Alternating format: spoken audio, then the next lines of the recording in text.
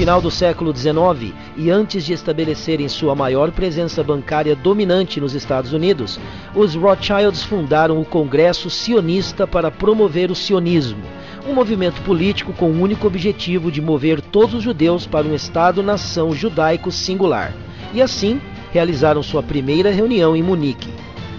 A reunião foi presidida por Theodor Herzl, que mais tarde afirmou em seu diário: "É essencial que os sofrimentos dos judeus se agravem. Isso ajudará na realização de todos os nossos planos. Eu tenho uma excelente ideia.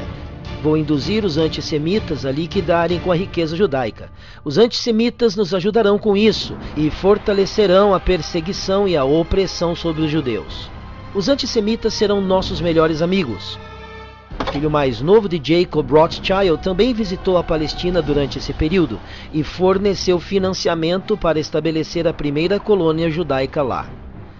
O plano de Rothschild para estabelecer Israel e seu próprio país de propriedade de Rothschild estava em andamento, mas não seria até muitos anos depois que esse plano se concretizaria.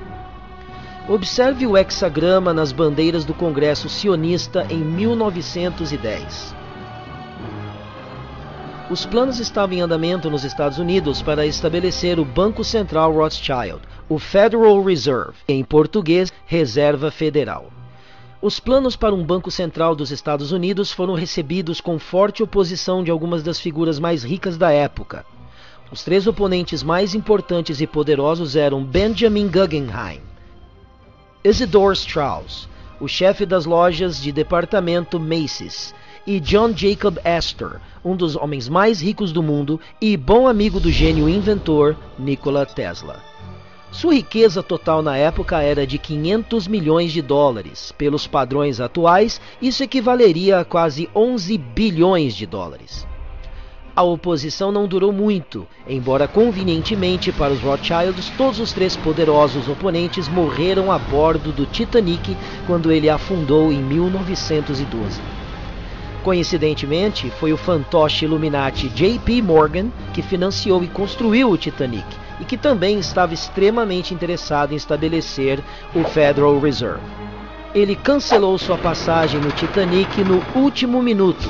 O congressista Charles Lindbergh disse o seguinte depois que o Federal Reserve Act foi aprovado em 1913.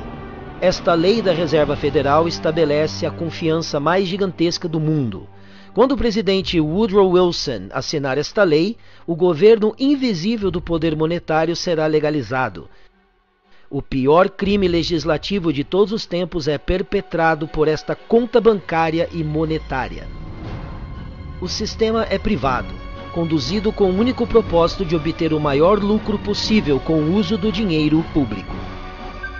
A última parte desta declaração é extremamente importante. A partir de agora, as depressões serão criadas cientificamente, como dois vigaristas trabalhando em conjunto por um único objetivo. A Reserva Federal facilitará a obtenção de crédito, enquanto os jornais estabelecidos divulgarão as riquezas que podem ser feitas no mercado de ações. A Reserva Federal quis dizer com isso que o dólar agora poderia ser impresso fora do controle do governo. Seria usado para conduzir guerras econômicas e depressões, e era a máquina perfeita para dívidas eternas. Abraham Lincoln lutou contra o estabelecimento deste método e começou a imprimir seu próprio dinheiro livre de dívidas, que ficou conhecido como as Verdinhas durante a Guerra Civil Americana. Da mesma forma, JFK assinou uma ordem executiva que daria aos Estados Unidos o poder de emitir moeda, contornando os Rothschilds e a Reserva Federal. O que esses dois presidentes têm em comum?